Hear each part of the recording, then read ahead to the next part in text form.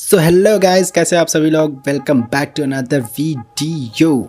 आज मैं जिस सीरीज के बारे में बात करने जा रहा हूँ वो है वेब सीरीज की दुनिया में सबसे नंबर 1 शो। जी हाँ, मैं मनी हाइस्ट के बारे में बात करने जा रहा हूँ। इस वीडियो में हम सिर्फ सीजन 1 का रिव्यू करेंगे। तो मैं आपको बता दूं, इस सीरीज का हर एक सीजन दो पार्ट में डिवाइड है, बट इसका जो सेकेंड सीजन आया है उसमें 2 पार्ट नहीं, 3 पार्ट नहीं, पूरे 4 पार्ट में डिवाइड किया गया है।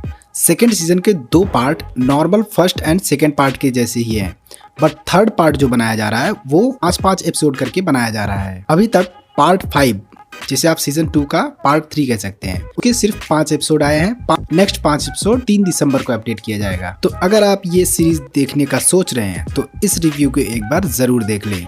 तो चलिए वीडियो को स्टार्ट करते हैं। तो ये सीरीज स्टार्ट होती है एक फीमेल कैरेक्टर के अराउंड, जिसका बाद में नाम टोक्यो रखा जाता है। और ये फीमेल कैरेक्टर हर एक पार्ट में एक नरेटर के जैसे काम करती है, मतलब कई जगह आपको स्टोरी को एक्सप्लेन करते हुए आवाज सुनाई देती है। इस सीरीज का मेन कैरेक्टर है प्रोफेसर, जो पूरी सीरीज का मास्टर माइंड है। तो सीजन 1 का जो कॉन्सेप्ट होता है वो होता है एक बैंक को लूटना, और इनका उद्देश्य ओनली बैंक को लूटने का ही नहीं होता, बैंक में जाके बैंक में और पैसे छाप के उसके बाद बाहर निकलना होता है।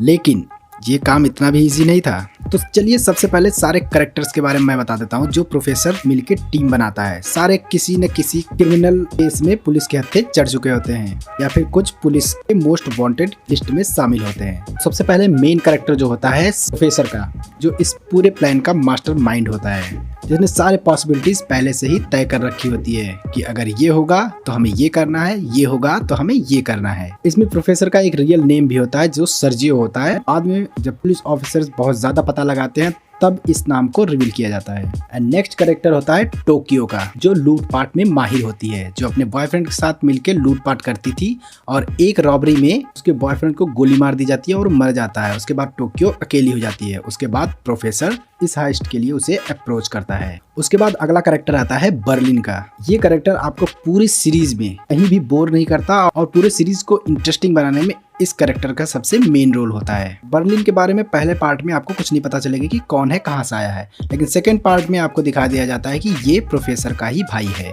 जिसे कैंसर होता है और वो कुछ ही दिन में मरने वाला होता है। इसके बाद अगला कैरेक्टर आता है नैरोबी का। पर्सनली ये कैरेक्टर बहुत ही धमाकेदार होता है। ये एक ड्रग डीलर और नकली नोट छापने में एक्सपर्ट होती है। इसमें नैरोबी का एक बेटा होता है जिसका नाम एक्सेल होता है, जो 3 साल का होता है। उसको पुलिस पकड़ ले जाती है ताकि नैरोबी को वो पकड़ सके। उसके लिए नैरोबी बस अमीर बनना चाहती है ताकि वो अपने बच्चे को वापस पा सके। उसके बाद नेक्स्ट कैरेक्टर आता है रियो का, जो टीम का सबसे यंगेस्ट मेंबर होता है। रियो हैकिंग का बहुत ही एक्सपर्ट होता है, इसलिए प्रोफेसर इसे अप्रोच करता है ताकि ऑनलाइन कनेक्टिविटी या फिर बात करने की कनेक्टिविटी सिक्योर रहे। इसके बाद 2 कैरेक्टर्स आते हैं मॉस्को और डेनवर। ये दोनों भी पहले छोटी मोटी चोरियां करते थे। इन दोनों कैरेक्टर्स का रिश्ता बाप बेटे का होता है, मतलब डेनवर मॉस्को का बेटा होता है। मॉस्को डिगिंग करने में यानी खोदने में माहिर होता है, इसलिए प्रोफेसर इन्हें अप्रोच करता है और डेनवर को मॉस्को ही अपने साथ लेकर आया था। उसके बाद नेक्स्ट कैरेक्टर आता है हेलसिंकी का। हेलसिंकी अपने पास्ट लाइफ में एक सोल्जर था जिसको लड़ने की टेक्निक थी अच्छी खासी, तो इसलिए प्रोफेसर ने इसे अप्रोच किया था। उसके बाद नेक्स्ट कैरेक्टर आता है ओस्लो का, जो हेलसिंकी का कजिन था और ये भी उसके साथ सोल्जर था। वैसे तो इस सीरीज में और भी बहुत सारे कैरेक्टर्स हैं, सभी को बताने लगा वीडियो तो बहुत लंबी हो जाएगी। तो चलिए स्टोरी पे आते हैं। तो प्रोफेसर के प्लान के मुताबिक चोरी उस दिन करनी थी जिस दिन स्पेन की ब्रिटिश एम्बेसडर की बेटी एलिसन पार्कर उस बैंक में कॉलेज टूर के लिए आएगी, ताकि स्पेन की फोर्स उतना ज्यादा हड़बड़ी ना करे बैंक में घुसने के लिए और प्रोफेसर को ज्यादा से ज्यादा टाइम मिल सके। तो प्रोफेसर का प्लान था कि वहां से कम 2.5 बिलियन यूरोज लेकर कर टनल के थ्रू निकलना है, तो इन लोगों ने पहले से खोद की थी। फिर यूं कह लो कि वो कंटिन्यू खोद रहे थे दोनों तरफ से। तो एलिसन पार्कर के साथ पूरे 67 लोगों को बंदी बनाया गया था वहाँ, जिसमें से 2 कैरेक्टर ऐसे भी थे जिसपे ज्यादा फोकस किया गया था। इनका नाम था मोनिका और आर्तुरो। आर्तुरो एक शादीशुदा इंसान था और मोनिका उसके नाजायज बच्चे की माँ बनने वाली थी, और आर्तुरो उसे बार बार अबॉर्शन करवाने के लिए कहता रहता है। जब सारे लोगों को बंदी बनाया गया तो उनके पास जितने भी सामान थे सब इकट्ठे कर लिए गए थे और उनको लाल सूट दे दिया जाता है पहनने के लिए, जैसा कि सभी लोगों ने पहले से पहन रखा होता है, और उसके साथ साथ चेहरे पे मास्क लगाने के लिए भी दे दिया जाता है। तो स्पेन कि मशहूर पेंटर का चेहरा लिया गया होता है मास्क पे। वहीं दूसरी ओर बाहर से पुलिस की तरफ से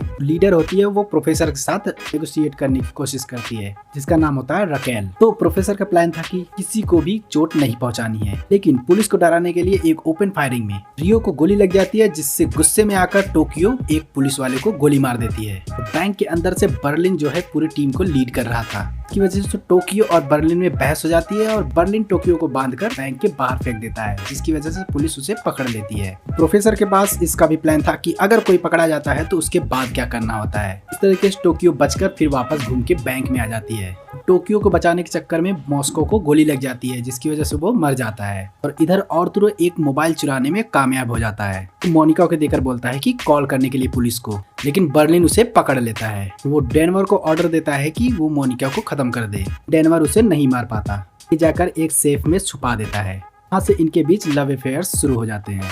इधर प्रोफेसर अजनबी बनकर अपना नाम सैलवा बताता है, इंस्पेक्टर रकेल के साथ रिलेशनशिप में आ जाता है।